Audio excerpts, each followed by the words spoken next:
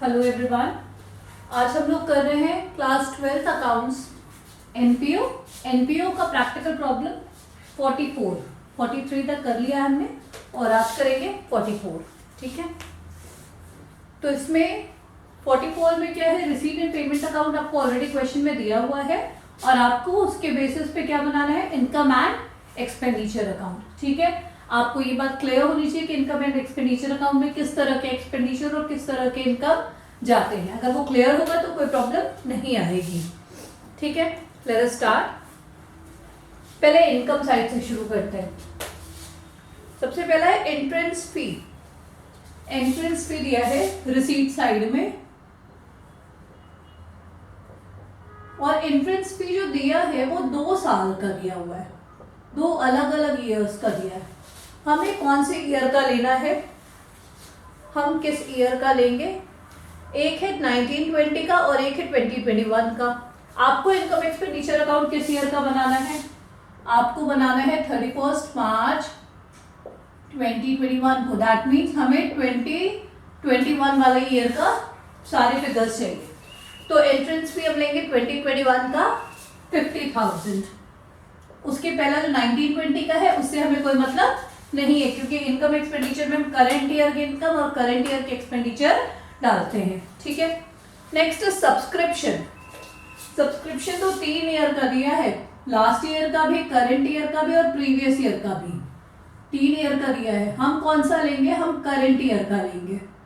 ठीक है, हम लेंगे कौन सा, करंट ईयर का। अब करंट ईयर का जो सब्सक्रिप्शन दिया है वो कितना है, वो है 90,000। ये जो करंट ईयर का सब्सक्रिप्शन दिया है वो है 90,000। ठीक है, और लिखा है कि 90,000 जो है ये 90% है। ये कितना है, 90% है। ठीक है, इसका मतलब क्या हुआ कि जो सब्सक्रिप्शन रिसीव दिखा रहा है वो अभी पूरा सब्सक्रिप्शन रिसीव नहीं है, मतलब पूरा जितना एक साल में आना चाहिए उतना नहीं रिसीव हुआ है, कुछ पैसा भी रिसीव नहीं हुआ है, लेकिन है वो उसी साल का। इनकम काउंट क्या होगा, उसी करंट ईयर का इनकम काउंट होगा। ठीक है, तो 90,000 तो आपका रिसीव्ड में आ जाएगा, 90,000 जो है वो आपका रिसीव्ड में आ जाएगा। और क्योंकि 90% तो हमें क्या चाहिए, हमें तो 100% चाहिए ना कि कितना इनकम होता है, हमें 100% चाहिए। तो अब इसको हम कैसे कैलकुलेट करेंगे, 90% है 90,000, 1% हो गया कितना, 90,000 अपॉन 90। ये 5th 6th का मैथ्स है, अगर याद होगा तो पहले 90% है 90,000, तो 1% कितना हो जाएगा, 90,000 अपॉन 90, और 100% कितना हो जाएगा, 100% कितना हो जाएगा, 90,000 अपॉन 90 इंटू 100। ठीक है, यही कैलकुलेट करना है हमें, तो हम इसे कैलकुलेट करेंगे। 1000 इंटू 100 यानी 100% हो गया 1 लाख। तो हमारा जो पूरे साल का सब्सक्रिप्शन ड्यू होगा वो कितना होगा, 1 लाख। अब 90,000 तो रिसीव्ड है, यानी 10,000 जो है वो अभी आउटस्टैंडिंग है, वो अभी मिला नहीं है। ठीक है, 10,000 आपका क्या हो गया, आउटस्टैंडिंग, क्योंकि 90,000 रिसीव्ड है और 10,000 अभी मिला नहीं है। ठीक है, चलिए, तो ये हो गया आपका सब्सक्रिप्शन। अब इसके बाद आते हैं, क्या अगर किसी को ज्यादा कंफ्यूजन लग रहा हो तो आप डायरेक्टली 1 लाख भी लिख सकते हो। ठीक है, अगर किसी को लग रहा हो कि हम आउटस्टैंडिंग ना लिखे क्योंकि कोई क्लियर एडजस्टमेंट में कुछ नहीं दिया है, तो आप डायरेक्ट 1 लाख भी लिख सकते हो। ठीक है, 90% is 90,000, then 100% will be 1 lakh, उसमें कोई इशू नहीं है। ठीक है, चलिए फिर life membership fee. Life membership fee यानी वो पूरे लाइफ में एक ही बार मिलती है, तो वो रेवेन्यू नेचर का इनकम नहीं होता है और वो इनकम एक्सपेंडिचर अकाउंट में नहीं आता है, वो कहाँ आता है, बैलेंस शीट में। ठीक, फिर डोनेशंस। अब डोनेशन जनरल डोनेशन है तो फिर वो आएंगे यहाँ पर। अगर डोनेशंस जनरल डोनेशन है तो उसे हम इनकम एक्सपेंडिचर अकाउंट में लेकर आएंगे। ओके, तो ये डोनेशन कितने हैं, ये है 1,20,000, यही है ना, 1,20,000। ओके, देन डोनेशन के बाद क्या है, एक और डोनेशन है टूर्नामेंट के लिए। एक और डोनेशन है किसके लिए, टूर्नामेंट के लिए। तो अगर स्पेसिफिकली किसी पर्पस के लिए डोनेशन आया है तो वो डोनेशन हम बैलेंस शीट में दिखाएंगे लायबिलिटी साइड में। अगर स्पेसिफिकली किसी पर्पस के लिए डोनेशन आया है तो वो हम इनकम एक्सपेंडिचर में नहीं दिखाएंगे। ठीक है, बात समझ आ गई। अगर स्पेसिफिकली किसी पर्पस के लिए डोनेशन आया है तो वो हम इनकम एक्सपेंडिचर में नहीं दिखाएंगे, हम सिर्फ जनरल डोनेशन ही दिखाएंगे। Then next subscription for governor party. ये भी एक स्पेसिफिक पर्पस के लिए सब्सक्रिप्शन आया है, जनरल सब्सक्रिप्शन नहीं है, तो ये भी हम कहां लेकर जाएंगे, बैलेंस शीट में। ओके, उसके बाद है interest on 8% fix deposit. Interest on 8% fix deposit, interest on fix deposit income है और रेवेन्यू नेचर का इनकम है। आप कोई भी एसेट इन्वेस्ट करते हो उस पर अगर इंटरेस्ट आ रहा है तो वो आपका रेवेन्यू नेचर का इनकम है, तो आप उसे इनकम एक्सपेंडिचर में दिखाएंगे। अब ये कितना आ रहा है ये देख लेते हैं। 2400 लिखा है, 2400। ठीक है, 2400 लिखा। मैंने भी अंदर क्यों लिखा है, क्योंकि हमें भी कैलकुलेट करना है कि कितना एक्चुअल में फिक्स डिपॉजिट का इंटरेस्ट होना चाहिए, आना कितना चाहिए और आया कितना है, क्योंकि हमें उससे मतलब है कि आना कितना चाहिए, इस साल में कितना आना चाहिए, हमें उससे मतलब है। तो देखो लिखा है 8% फिक्स डिपॉजिट, ये आपका पेमेंट साइड में लिखा है, क्योंकि फिक्स डिपॉजिट पे जमा किया गया होगा तो पैसे दिए होंगे ना।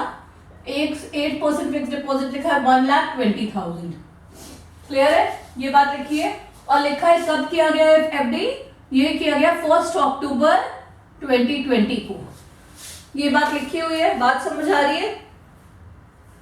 1 अक्टूबर 2020 को 1,20,000 का एफडी किया गया है। तो यानी आपको जो इंटरेस्ट मिलना चाहिए वो 1,20,000 का 8% मिलना चाहिए, पहली बात। ठीक है, और दूसरी बात कि ये कब किया गया, अक्टूबर में। अक्टूबर से मार्च कितना मंथ हुआ, 6 मंथ हुआ। अक्टूबर, नवंबर, दिसंबर, जनवरी, फरवरी, मार्च, 6 मंथ हुआ। तो ये 8% इंटरेस्ट आपको कितने मंथ का मिलना चाहिए, 6 मंथ का। ठीक है, 1,20,000 पे 8% इंटरेस्ट मिलेगा और 6 मंथ का मिलेगा। अब इसे हम कैलकुलेट कर लेंगे। तो ये आपका इंटरेस्ट आएगा 4800, यानी आपका जो इंटरेस्ट ड्यू है वो 4800 है। भले अभी पूरा इंटरेस्ट नहीं आया है बट वो भी आपको मिलेगा। ठीक है, वो इंटरेस्ट अक्रूड इंटरेस्ट होगा जो मिलना बाकी है, जिसको हम बोलते हैं कि अभी अक्रूड है। वो कितना हो गया 2400, क्योंकि टोटल इंटरेस्ट तो 4800 हो रहा है, इसमें से 2400 मिल चुका है और 2400 क्या है अभी अक्रूड है, तो टोटल तो आप 4800 ही दिखाओगे। ठीक है, अक्रूड मतलब अभी ये पैसे मिलना बाकी है, मतलब क्लियर है कि आपका ही पैसा है, आएगा, बस अभी आया नहीं है, इतना ही फर्क है। ठीक है, तो ये मिल चुका है और ये मिलने वाला है, तो ये आप इनकम में दिखाओगे। आपके लिए पूरी इनकम है जो भी इंटरेस्ट हमें मिलेगा। उसके बाद सेल ऑफ ओल्ड न्यूज़पेपर। तो सेल ऑफ ओल्ड न्यूज़पेपर, अब कहीं कंफ्यूजन हो सकता है कि हम ओल्ड न्यूज़पेपर बेच रहे हैं, तो ये हम बैलेंस शीट में लेके जाएंगे। इसका सिंपल सा लॉजिक है, अगर क्वेश्चन में आपको सेल वैल्यू के साथ साथ बुक वैल्यू भी दी है तब उसका ट्रीटमेंट अलग होता है।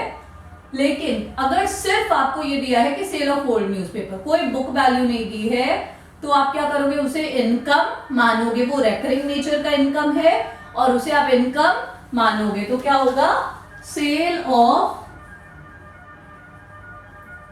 ओल्ड न्यूज़पेपर आपका यहां पर आएगा। ठीक है, अगर ये बुक वैल्यू दी होती तब हम उसका गेन और लॉस निकालते, अगर नहीं दी है तो हम उसे इनकम मानेंगे और सीधे सीधे इनकम साइड में डालेंगे। ठीक है, 300। ओके, और अब इसके बाद क्या है, इसके बाद है sale of old sports material. तो अब देखो sale of old sports material कितने का है, इसमें बुक वैल्यू भी दी है, तो बुक वैल्यू वाले का ट्रीटमेंट हम कैसे करते हैं। ओल्ड स्पोर्ट्स मटेरियल बेचा गया है कितने का, 500 का, जो सेल हुआ है वो हुआ है 500 का, और बुक वैल्यू जो दिया है वो है 1200। ठीक है, सेल हुआ है ओल्ड स्पोर्ट्स मटेरियल 500 का और बुक वैल्यू है 1200। बुक वैल्यू मतलब इतने पे खरीदा गया था और इतने पे बेचा गया है। ठीक है, तो सिंपल है, आपने 1200 पे खरीदा और बेच दिया 500 पे, मतलब आपको लॉस हुआ। ठीक है, तो ऐसे केस में हम क्या करते हैं, अगर लॉस होगा तो वो हम इनकम साइड में डालते हैं, और सॉरी एक्सपेंडिचर साइड में डालते हैं, और जो जितने अमाउंट का लॉस हुआ वो अमाउंट हम एक्सपेंडिचर में डालेंगे, और अगर प्रॉफिट हुआ होता तो जितने अमाउंट का प्रॉफिट होता वो हम इनकम साइड में डालते हैं। ठीक है, तो यहाँ पर हमें लॉस हुआ है कितने का, खरीदा था 1200 में, बेचा है 500 में, यानी 700 का लॉस हुआ। तो 700 हम क्या करेंगे, एक्सपेंडिचर में डालेंगे, loss on sale of old sports material. कितना, 700।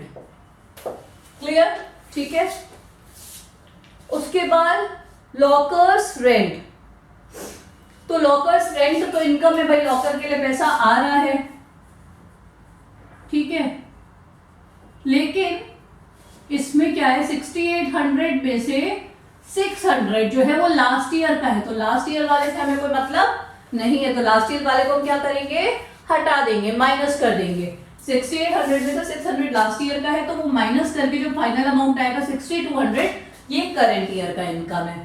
ठीक, ये हो गया आपका इनकम साइड। अब आते हैं पेमेंट साइड पे, यानी एक्सपेंडिचर साइड पे। इस क्वेश्चन में कोई भी एडजस्टमेंट अलग से नहीं दिया हुआ है। पेमेंट में आते हैं, रेंट दिया गया, पेमेंट हुआ रेंट का, टू रेंट। ठीक है, और ये रेंट टोटल दिया गया 60,000, जिसमें से 15,000 लास्ट ईयर का दिया गया, तो लास्ट ईयर वाले से हमें मतलब नहीं है, हम हटा देंगे, हमें सिर्फ करंट ईयर के रेंट से मतलब है। फिर इंश्योरेंस प्रीमियम दिया गया। ठीक है, इंश्योरेंस प्रीमियम, ये भी आपका 60,000 दिया गया, जिसमें से 15,000 लास्ट ईयर का दिया गया।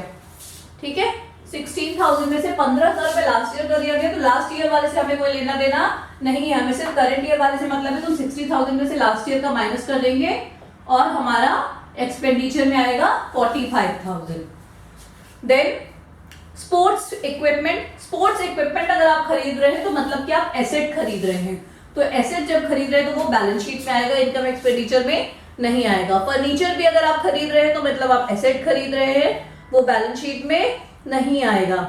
फिक्स डिपॉजिट अगर आप कर रहे हैं तो आप कोई एसेट पे इन्वेस्ट कर रहे हैं, इसलिए वो भी आपका यहाँ पर नहीं आएगा, वो बैलेंस शीट में आएगा। इंटरेस्ट अगर मिल रहा है फिक्स डिपॉजिट पे तो वो आपका इनकम में आएगा, लेकिन फिक्स डिपॉजिट पे जो पैसा आप लगा रहे हैं वो एक्सपेंडिचर में नहीं आएगा। ठीक है, ये सब कुछ कहाँ जाएगा, बैलेंस शीट में। Then tournament expenses. Tournament expenses आपका यहाँ पर आप एक पर्टिकुलर पर्पस के लिए है वो, तो अब हम देखते हैं बुक्स। बुक्स भी एसेट है, बुक्स नहीं आएगा बिल्कुल। ठीक है, एंड न्यूज़पेपर। न्यूज़पेपर पे जो खर्चा होता है वो हम लेते हैं यहाँ पर। न्यूज़पेपर पे जो एक्सपेंडिचर हो रहा है वो हम यहाँ पर लेंगे। ठीक है, उसके बाद प्रिंटिंग एंड स्टेशनरी एक्सपेंडिचर है, बिल्कुल आएगा प्रिंटिंग एंड स्टेशनरी। ठीक है,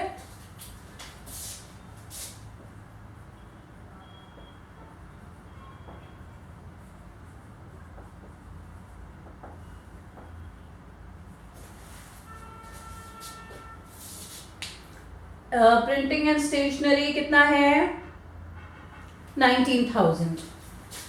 ठीक, अब हमने सारी चीजें डाल दी हैं। टूर्नामेंट एक्सपेंसेस मैंने छोड़ा है, क्यों छोड़ा है, क्योंकि एक तो टूर्नामेंट के लिए अलग से डोनेशन आ रखे हैं, तो तो जब कोई स्पेसिफिक पर्पस के लिए आपके पास फंड आया है या डोनेशन आया है और उसका कोई खर्चा हो रहा है, तो आप उसी फंड में से उस एक्सपेंसेस को एडजस्ट करोगे। आपको यहाँ पर कोई एक्सपेंसेस दिखाने की जरूरत नहीं है। अगर कोई जनरल एक्सपेंसेस होता तो अलग बात है। टूर्नामेंट के लिए डोनेशन भी आ रखा है और टूर्नामेंट के एक्सपेंसेस हुए हैं, तो उस डोनेशन में से वो एक्सपेंसेस एडजस्ट होंगे। और ये सारा प्रोसेस हम कहाँ करते हैं? बैलेंस शीट में, इनकम एक्सपेंडिचर में नहीं करते हैं। ठीक है, तो हमने सारी चीजें डाल ली हैं, कुछ भी नहीं बचा है। अब हम चेक कर लेते हैं कि हमारा सरप्लस या डेफिसिट कितना आ रहा है। ठीक है, लेट अस चेक कि हमारा सरप्लस या डेफिसिट कितना आ रहा है। I don't know, my phone is new, so I don't know where is the calculator.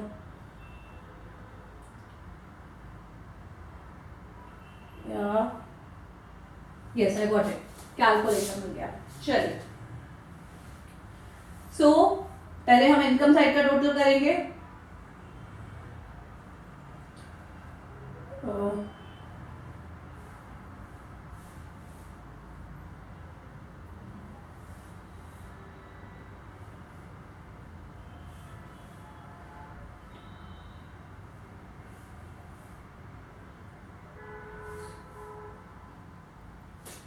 तो ये टोटल कुछ आ रहा है 281,300।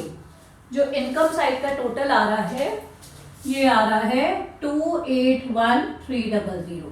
ठीक है, अब हम एक्सपेंडिचर का टोटल भी देख लेते हैं कि वो कितना आ रहा है और फिर हम निकालेंगे कि सरप्लस कितना हुआ। ठीक है, तो एक्सपेंडिचर का टोटल कर लेते हैं।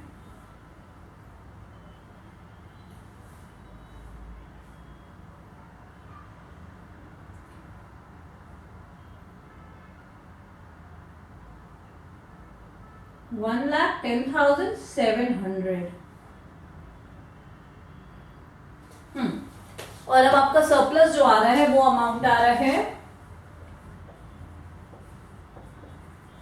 170,600। ये आपका सरप्लस आ रहा है। ठीक है, तो सारी चीजें समझ आ गई होंगी। आपका प्रैक्टिकल प्रॉब्लम 44 था, बुक थी टीएस ग्रेवाल।